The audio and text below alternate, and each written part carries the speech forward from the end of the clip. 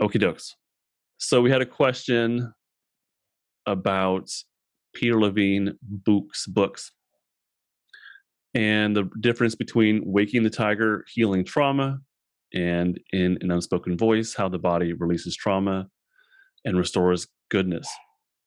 Do I have a recommendation on which one to read first when starting with his work? I think Waking the Tiger, I believe that's where I started from, and that's a really good place to start.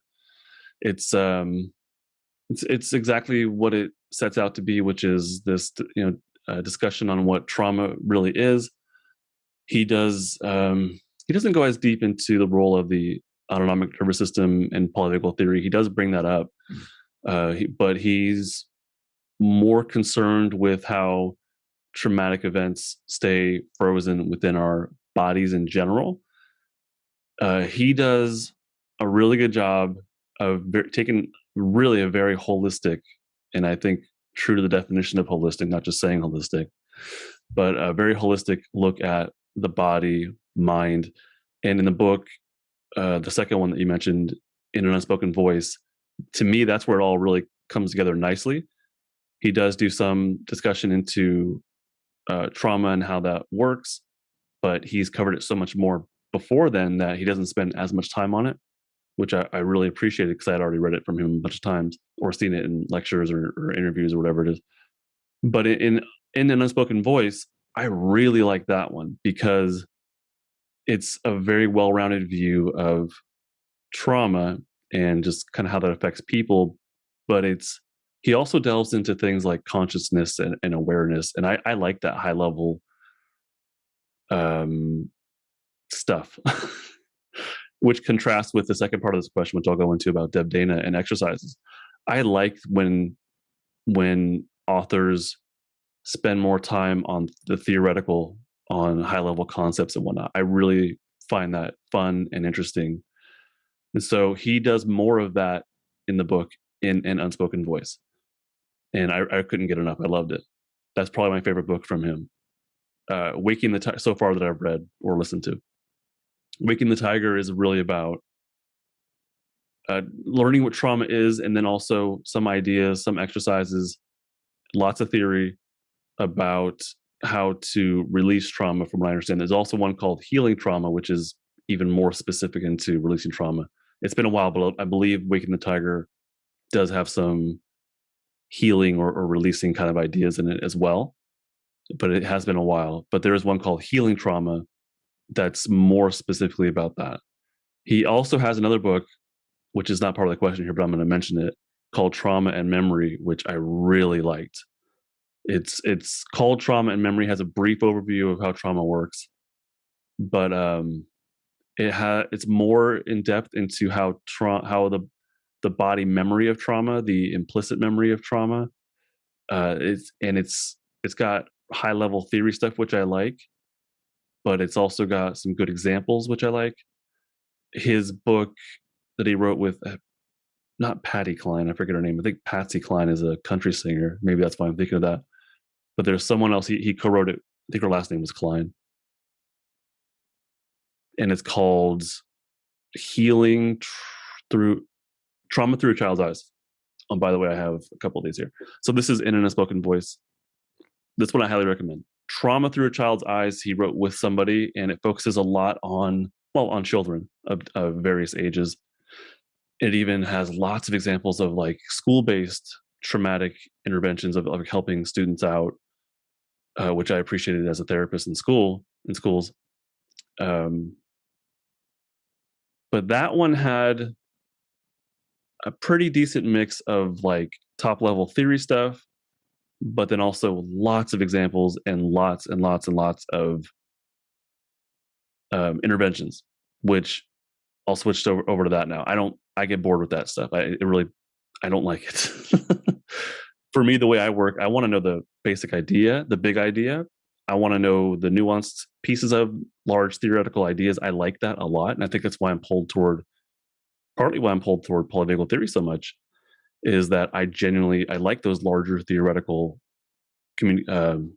dialogues or ideas or expressions, or whatever I'm not sure how to put it. And so when it came to the book Trauma Through a Child's Eyes, I got bored with all the interventions. I'm like, okay, I get the idea. Like, I'll figure out how to implement this stuff.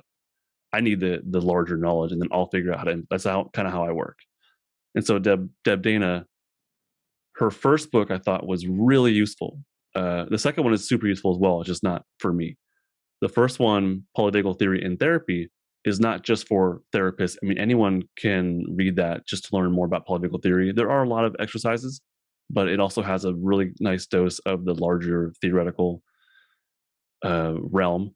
And she does a really good job. I think she was kind of the first one to take Porges' work and put it into words that are understandable for anybody. So it's not just for therapists. I mean, anybody could benefit from that, even whether you're a client or just someone who's interested in their own, trauma work. Deb Dana, her first book, I can't recommend it more highly. Her second one, Polyvagal Exercises for Safety and Connection, it's exactly what it says. It's a ton of exercises. It has a little bit of theory stuff, not much. It's really about exercises. And I haven't finished it yet because I just like, I'll figure that part out on my own. So I never actually read through the whole thing. There's a ton. I would use it more as a reference book of like, I need some sort of intervention. And so maybe go to that, but I tend to just figure those things out on my own.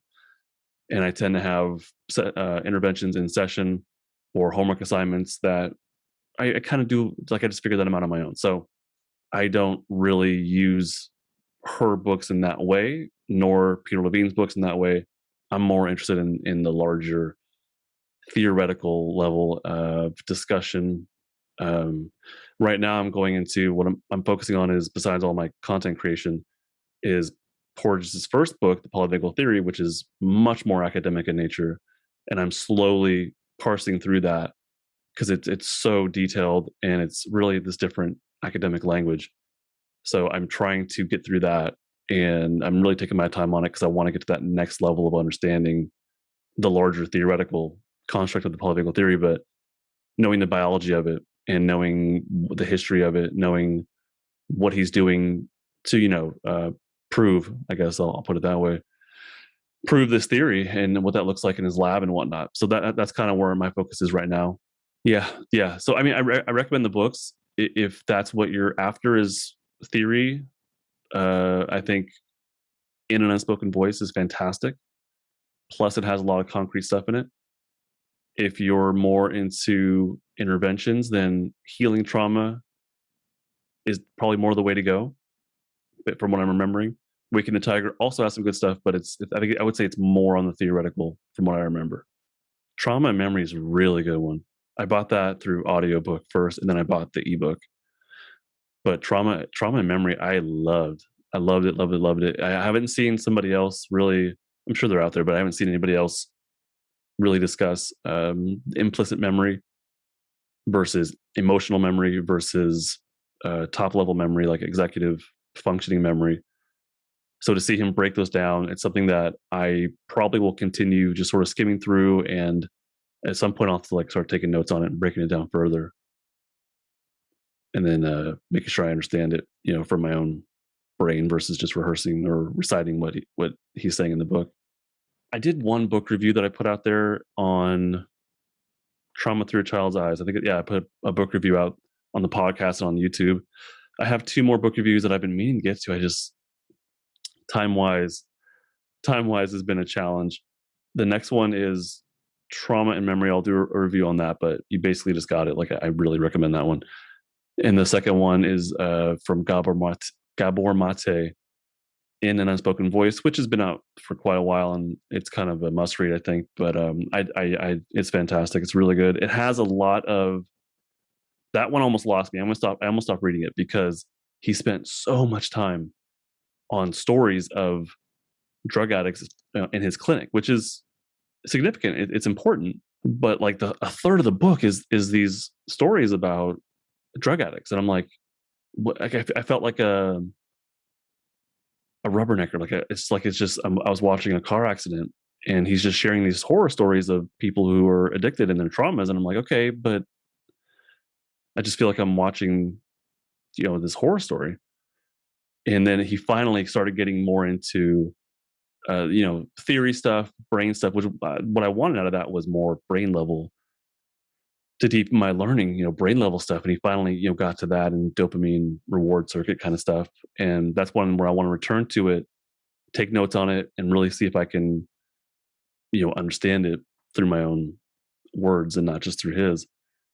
And he did a lot of stories, and he even broadened it to like social level discussion and policy level, which was pretty interesting, was pretty intriguing. He talked about harm reduction. So that's another one where I definitely recommend a listen or a read. So that one I bought an audiobook, and then I also bought it through ebook. I hate that I have to buy those separately, but I also want to get to Bruce Perry. I don't have much knowledge of Bruce Perry and his teachings. I haven't read his. Did I? No, I haven't read his books. The name is Gabor Mate, Mate. He's really big in the addiction space, but also trauma as well. I started the documentary. I haven't finished it. I mean, I got like 5 minutes into it. I had bought a Polyvigil webinar. I think it was Deb Dana's. It was on sale. I bought it. I started it. I haven't finished it. It's hard for me to dedicate time to content consumption because I'm so into like content creation that for me to set aside time to just watch someone else's lecture or webinar or just read a book, it's difficult. So when I do my reading, it's audio reading while I'm driving my car to kind of or while I'm doing chores or while I'm cleaning the pool outside. Like I'm kind of maximizing my time to be able to take in content from other people and learn. But it's hard for me just to sit down.